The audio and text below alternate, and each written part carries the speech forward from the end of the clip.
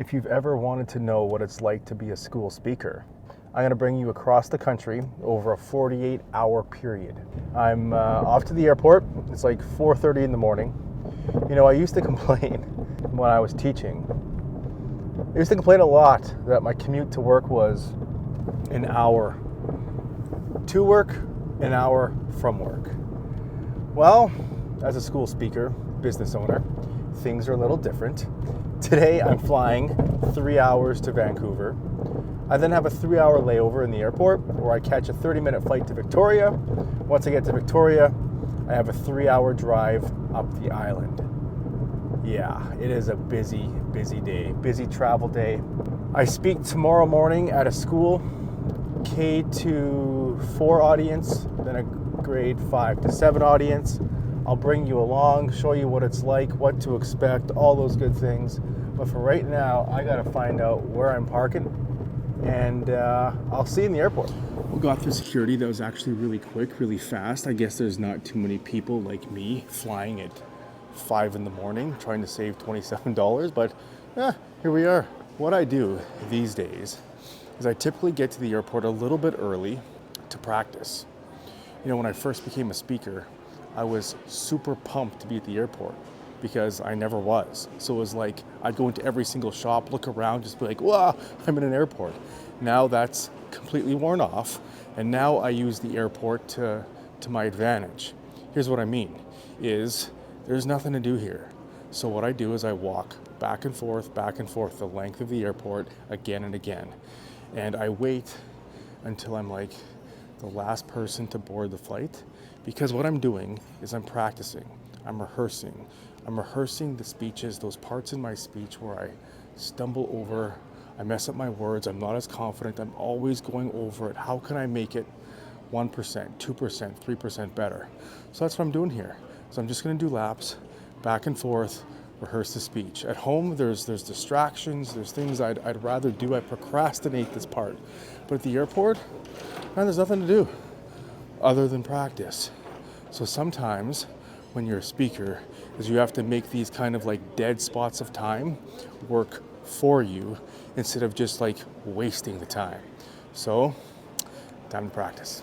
Well, I'm in Vancouver now. I'm about, 2 hours into my layover so far.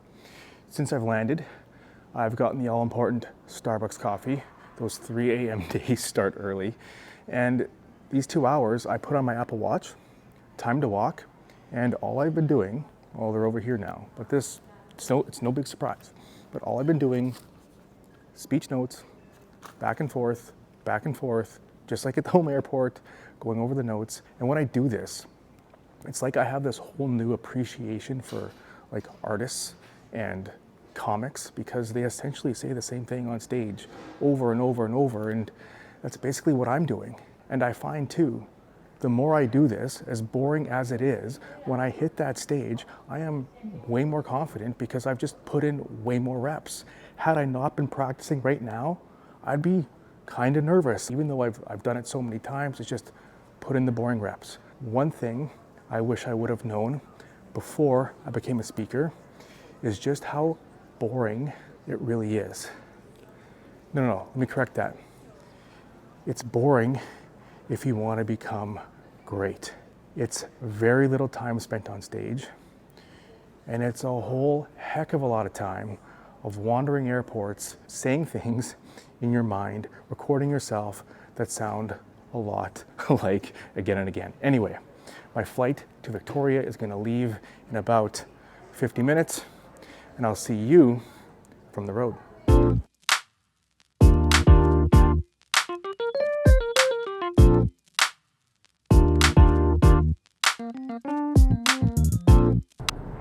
Well, here we are, Vancouver Island. It's about 10 and a half hours since I left this morning, and the GPS says I'm about 2 hours and 30 minutes away from my hotel up north. When I drive, well, I should say when I eat rather, it becomes a bit of a challenge because I watch what I eat, in the sense that I track my protein and my caloric consumption.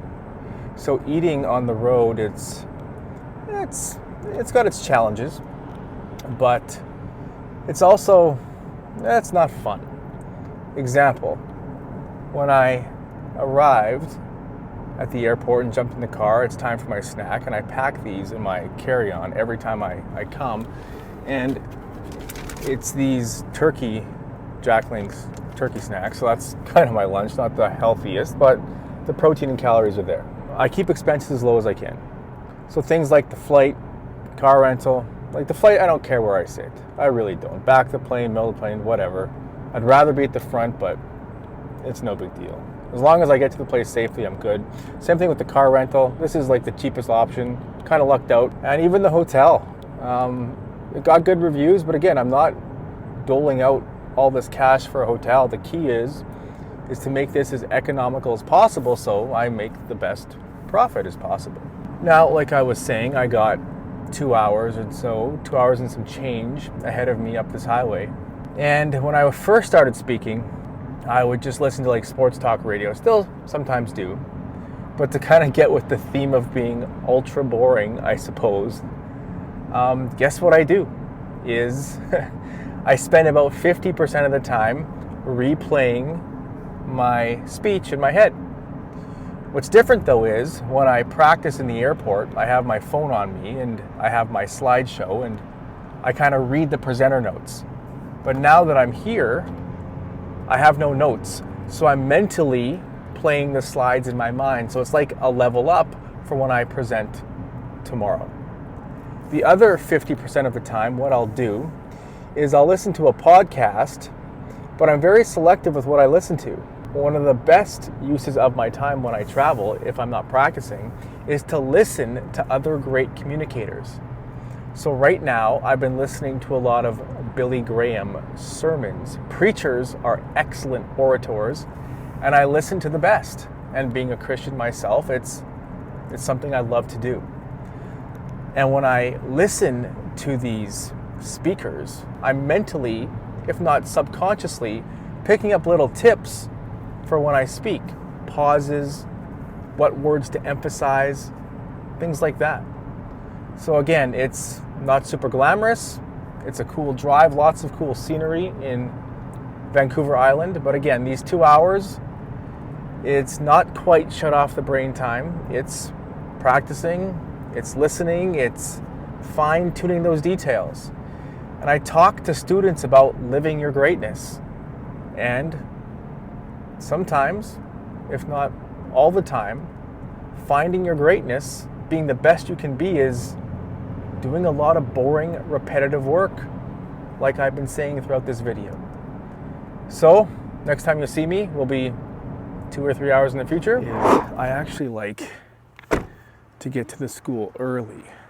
Like, I don't speak here until tomorrow. What I like to do, and it sounds maybe kind of weird, I kind of walk in the neighborhood of the school, walk around the school if I can, just kind of get my bearings around it, and basically feel the energy. I picture myself arriving here tomorrow, ready to impact kids. And while I'm here too, is like in the airport and like before, I'm just practicing. But now I'm looking around, I'm soaking in the energy, and just being here creates all the difference in the world.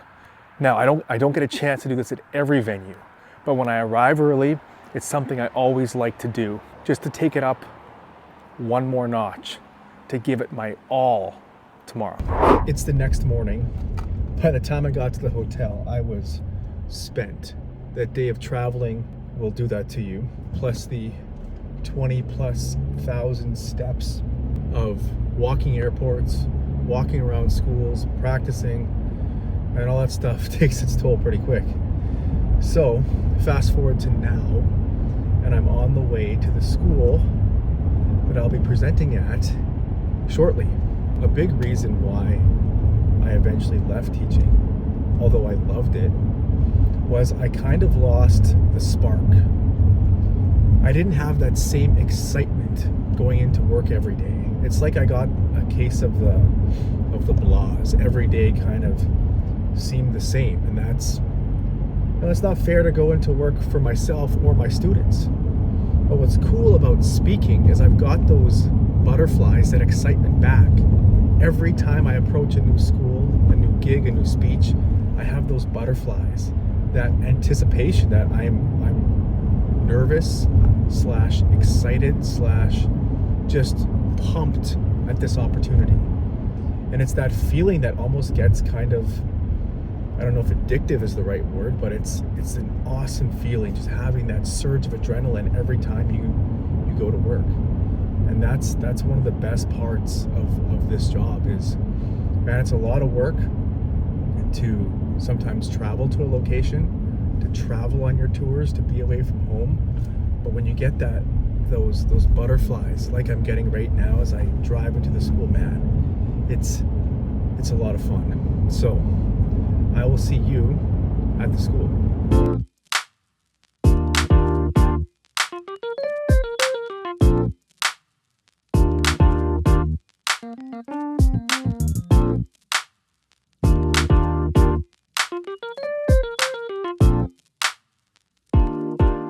One thing that's not ideal about speaking is that, like you just saw, I can only get so many clips of being at a school. Like, I can't really market it or show it very well because, well, of privacy things with kids, right? I totally get it, but that's why there was like one picture of the whole thing. But that's it. That was the journey. We went to the school, we spoke, it was awesome. Kids were impacted. And one mistake that I used to make is I would always kind of think of my event as a success or as a failure, depending entirely on what feedback I got. And feedback's super important, but sometimes because schools are so busy and people are busy, you don't get immediate feedback of like, John, that was awesome. And I remember when I didn't get those words, I would just be crushed thinking, did it go well? Did it go well? Was it okay? But I've learned now over experience, the best way to judge if the event went well, went awesome, is simply to look at the kids in their eyes while you talk. And when you see them, when you look at them in their eyes, you will know whether you are making an impact. That's the journey. Thanks for coming along. Thanks for seeing what this is all about. It's off to the next one.